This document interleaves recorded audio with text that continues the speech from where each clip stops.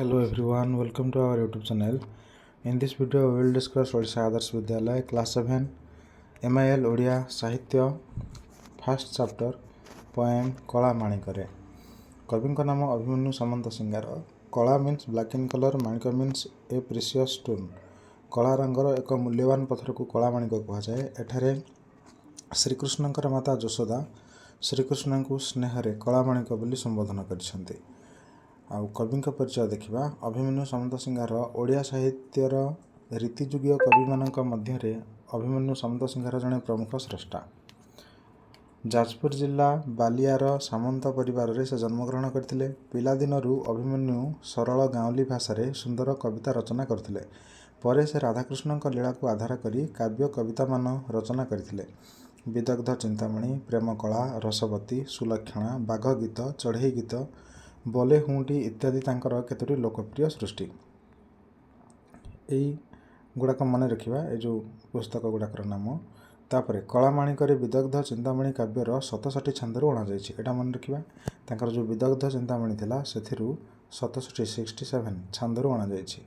ଏଥିରେ କୃଷ୍ଣ ସନ୍ଧ୍ୟା ସମୟରେ ଗାଈ ଗୋଠ ଧରି ଫେରିବାରେ ବିଳମ୍ବ ହେବାରୁ ମାତା ଯଶୋଦାଙ୍କ ମନରେ ବ୍ୟସ୍ତତା ଦେଖାଦେଇଛି। କୃଷ୍ଣଙ୍କୁ ଆମେ ଭଗବାନଙ୍କର ଅବତାର ବୋଲି ମାନିଥାନ୍ତି। ସେହି ଶ୍ରୀକୃଷ୍ଣଙ୍କର ମାତା ଯଶୋଦା ଏବଂ ଶ୍ରୀକୃଷ୍ଣ ଗୌଡ଼ ଘର ଥିଲେ ଏବଂ ତାଙ୍କର ଗାଈ ଗୋଠ ଥିଲା। ତାକୁ ନେଇକି ସେ ଜଙ୍ଗଲକୁ ଚରାଇବା ପାଇଁ ଯାଆନ୍ତି। ତ ତାଙ୍କ ଆସିବାରେ ବିଳମ୍ବ ହୋଇଛି, ସେଥିପାଇଁ ଯଶୋଦା ମାତା ବ୍ୟସ୍ତତା ଅନୁଭବ କରିଛନ୍ତି। ଏହି କବିତାରେ ବାତ୍ସଲ୍ୟମୟୀ ମାତୃହୃଦୟର ଆବେଗକୁ ସୁନ୍ଦର ଭାବରେ ବର୍ଣ୍ଣନା କରାଯାଇଛି। ଆରମ୍ଭ କରିବା। ଫାର୍ଷ୍ଟ ସ୍ତାଞ୍ଜା। ଧୀରେ ଘେନ କାନନରେ କୃଷ୍ଣ ବିଳମ୍ବିତ, ବାତ୍ସଲ୍ୟ ମମତା ଘେନି ଭାଳୁଛନ୍ତି ମାତ କଳା ମାଣିକରେ।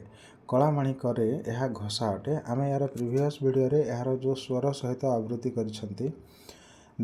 ଧୀରେ, ଧୀର ଅର୍ଥ ବୁଦ୍ଧିମାନ ବ୍ୟକ୍ତିଙ୍କୁ କୁହାଯାଏ ବା ବୁଦ୍ଧି ଜ୍ଞାନ ଜ୍ଞାନୀ ବ୍ୟକ୍ତିଙ୍କୁ କୁହାଯାଏ। ଧୀରେ ଅର୍ଥାତ୍ ହେ ଜ୍ଞାନୀ ଜନମାନେ, ହେ ଜ୍ଞାନୀ ଲୋକମାନେ। ଘେନ ଅର୍ଥାତ୍ ଘେନାକର ଅର୍ଥାତ୍ ବୁଝ। ଯେ କାନନରେ ଅର୍ଥାତ୍ ଜଙ୍ଗଲରେ କୃଷ୍ଣଙ୍କର ବିଳମ୍ବିତ ହୋଇଛି।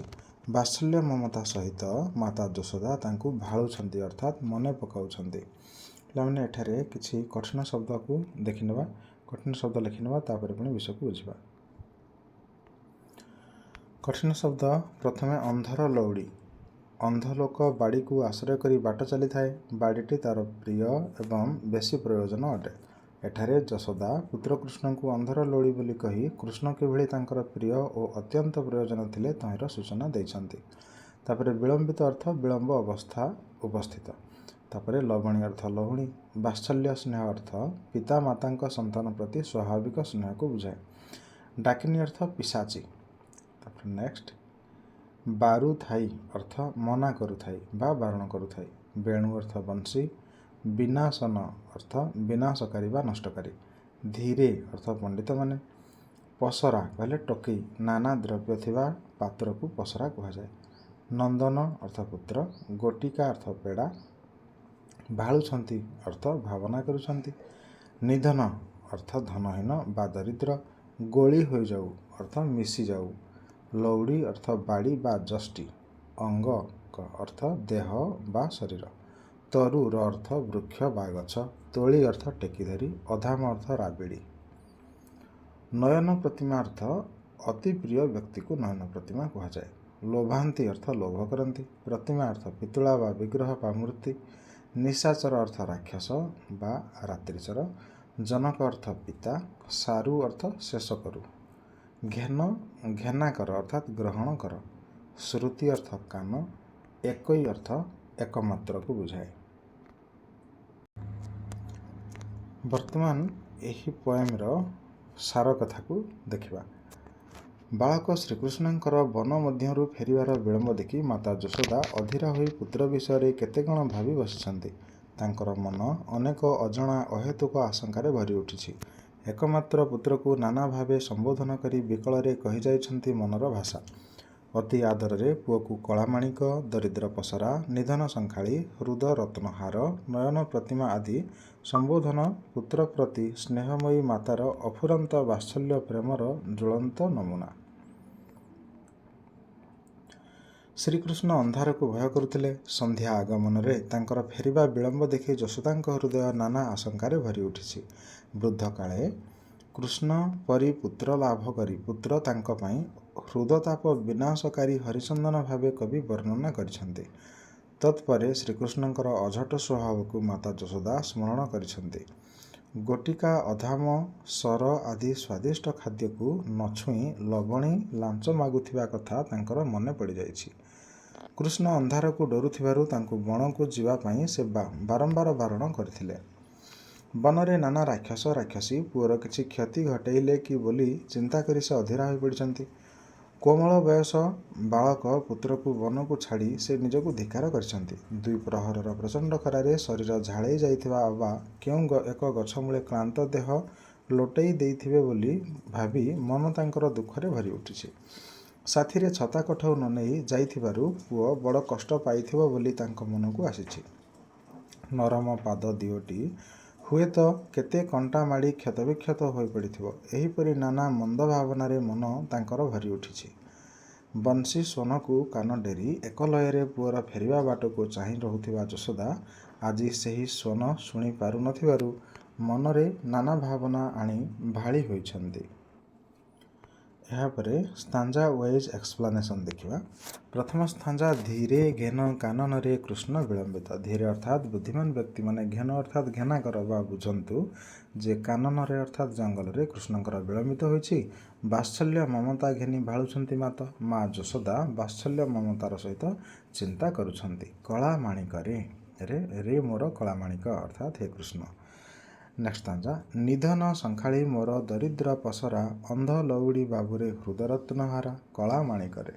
ମାତା ଯଶୋଦା ପୁତ୍ର ଶ୍ରୀକୃଷ୍ଣଙ୍କୁ ଦରିଦ୍ର ପସରା ଅର୍ଥାତ୍ ଯେଉଁ ଦରିଦ୍ରଙ୍କର ପସରା ଅର୍ଥାତ୍ ଟୋକେଇ, ନିଧନ ଅର୍ଥାତ୍ ଧନହୀନ। ଧନହୀନ ବ୍ୟକ୍ତିମାନଙ୍କର ଯେପରି ଯେଉଁ କିଛି ଜିନିଷ ଥିବା ଟୋକେଇଟି ମୂଲ୍ୟବାନ ଅଟେ, ଠିକ୍ ସେହିପରି ତୁ ମଧ୍ୟ ମୋର ଅତ୍ୟନ୍ତ ପ୍ରିୟ ବୋଲି ମାତା ଯଶୋଦା ଶ୍ରୀକୃଷ୍ଣଙ୍କୁ କହିଛନ୍ତି।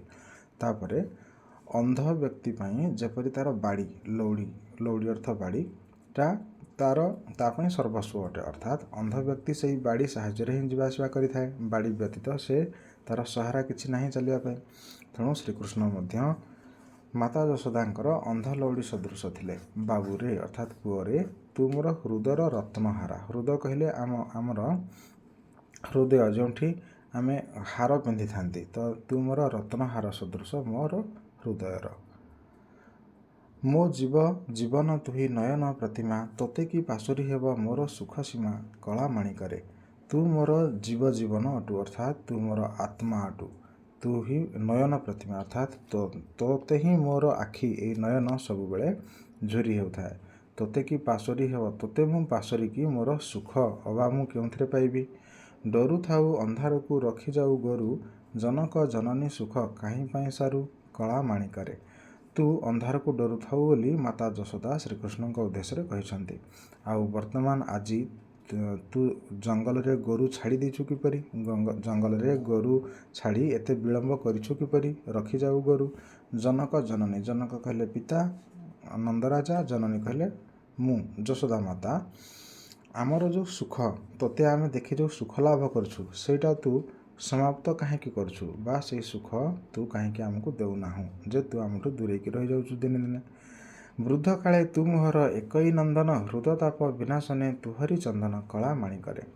ମାତା ଯଶୋଦାଙ୍କର ପୁତ୍ର ଯେଉଁ ଶ୍ରୀକୃଷ୍ଣ ଜନ୍ମ ହେଲା ବେଳେ ଏ ଯେଉଁ ମାତା ଯଶୋଦା ଆଉ ନନ୍ଦରାଜା ଏମାନେ ପିତା ଏବଂ ମାତା ଉଭୟ ବୃଦ୍ଧ ହୋଇଯାଇଥିଲେଣି। ତେଣୁ ଏଇ ବୃଦ୍ଧ କାଳରେ ତୁ ମୋର ଏକଇ ପୁତ୍ର ଅଟୁ, ଏକଇ ନନ୍ଦନ ଅଟୁ। ମୋର ଯେଉଁ ହୃଦୟରେ ଯେଉଁ ତାପ ସୃଷ୍ଟି ହେଉଛି, ଅର୍ଥାତ୍ ତୋତେ ନ ଦେଖିବା ଦ୍ୱାରା ମୋର ଯେଉଁ ହୃଦୟ ଦୁଃଖ ରୂପକ ତାପ ହେଉଛି, ସେଇଟା ବିନାଶ କରିବା ପାଇଁ ତୁ ଚନ୍ଦନ ସଦୃଶ ଅଟୁ। ଯେପରି ଉତ୍ତାପକୁ ଚନ୍ଦନ ହରଣ କରି ନେଇଥାଏ। ଚନ୍ଦନ ପ୍ରଲେପ କରିବା ଦ୍ୱାରା ତୁ ହରିଚନ୍ଦନ ଅଟୁ। ଗୋଟିକା ଅଧାମ ସର ନ ରୁଚଇ ତୋତେ ନାଚି ଲାଞ୍ଚ ମାଗୁଥାଉ ଲବଣୀ କେମନ୍ତେ କଳା ମାଣିକରେ। ପିଲାମାନେ ଏଇ ଯେଉଁ ଗୋଟିକା ଅଧାମ ସର ଏଗୁଡ଼ାକ ଗୋଟିଏ ଗୋଟିଏ ସୁସ୍ୱାଦୁ ଖାଦ୍ୟର ନାମ। ଏଗୁଡ଼ାକ ତୋତେ ରୁଚେ ନାହିଁ। ତୋତେ ଯଦି ମୁଁ ଖୁଆଇଦେଲେ ତୁ ଥୁ ଥୁ କରି ଏଗୁଡ଼ାକ ସବୁ ତୋତେ ନ ରୁଚୁଥିବାର ତୁ ମୋତେ ଦର୍ଶାଇଥାଉ। ପୁଣି ମୋତେ ତୁ ଲବଣୀ କେମିତି ମାଗୁଥାଉ ଲାଞ୍ଚ ଭାବରେ। ତାହେଲେ ଲାଞ୍ଚ କାହାକୁ କୁହାଯାଏ ନା ଯେମିତି ଯେଉଁ ଉପର କର୍ମଚାରୀମାନେ କିଛି ଟଙ୍କା ନେଇଥାନ୍ତି ଏବଂ ତା ପ୍ରତିବଦଳରେ ସେ କିଛି କାମ କରିବା ପାଇଁ ସେ ପ୍ରତିଶ୍ରୁତି ଦିଅନ୍ତି, ତାକୁ ଲାଞ୍ଚ କୁହାଯାଏ। ଠିକ୍ ସେମିତି ଏଠି ଶ୍ରୀକୃଷ୍ଣ ମଧ୍ୟ ମାତା ଯଶୋଦାଙ୍କୁ ସେ ଲାଞ୍ଚ ସଦୃଶ ଲବଣୀ ମାଗୁଥାନ୍ତି ଯେ ମା ମୋତେ ତୁମେ ଲବଣୀ ଦିଅ, ତାପରେ ଯାଇକି ମୋଠୁ ତୁମେ ସ୍ନେହ ପାଇପାରିବ। ତାପରେ ନେକ୍ସଟ, ତୋଳି ମୁଁ ଧଇଲେ ଗୋଳି ହୋଇଯାଉ ତୁହି, ତୋ ଦୁର୍ବଳ ଦେଖି କାହିଁ ପଶିବ ଏଇ ମୁହିଁ। ମୁଁ ତୋତେ ଯଦି କୋଳ କରିକି ଧରିନିଏ ତାହେଲେ ତୁ ମୋ ଦେହରେ ପୁରାପୁରି ସେ ଯେମିତି ଲତା ଯେମିତି ଗଛମାନଙ୍କରେ ମାଡ଼ିଯାଏ, ମୋ ଦେହରେ ଲୋଟି ଯାଉ, ଅର୍ଥାତ୍ ମୋ ଦେହରେ ତୁ ଜାବୁଡ଼ି ହେଇକି ମୋ ଦେହରେ ତୁ ଲାଖିଯାଉ। ଏଇଟା ତୋର ମାତା ଯଶୋଦା କହୁଛନ୍ତି, ତୋର ଶରୀର ଏମିତି ଦୁର୍ବଳ ଯେ ତୁ ମୋ ଦେହରେ ଲାଖିଯାଉ। ତ ସେଇ ଦୁର୍ବଳ ଶରୀର ଦେଖିକି ମୁଁ କୁଆଡ଼େ ଯିବି ବା କାହିଁ ପଶିବା ହିଁ ମୁହିଁ ଅର୍ଥ, ମୁଁ ତୋର ସେଇ ଦୁର୍ବଳ ଶରୀର ଦେଖି ମୁଁ କୁଆଡ଼େ ଯିବି। ତାପରେ ଡାକିନି ଲୋଭାନ୍ତି ବୋଲି ଡରୁଥାଇ ମନେ, ବାର ବାର ବାରୁଥାଇ ଯିବା ପାଇଁ ବନେ।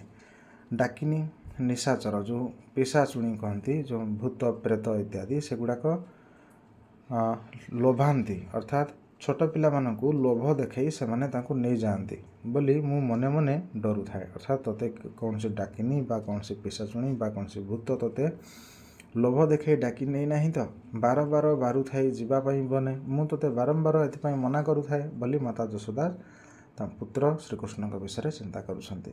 ନିଶାଚର ମାତିବାର ଶୁଭୁଛି ଶ୍ରୁତି କି, ମୁଁ ଡଙ୍କୁଣୀ ଛାଡ଼ିଦେଲି ବନକୁ କାହିଁକି। ନିଜକୁ ଡଙ୍କୁଣୀ ବୋଲି ମାତା ଯଶୋଦା କହିଛନ୍ତି, ଡଙ୍କୁଣୀ ଗାଳି କରିକି କହିଛନ୍ତି।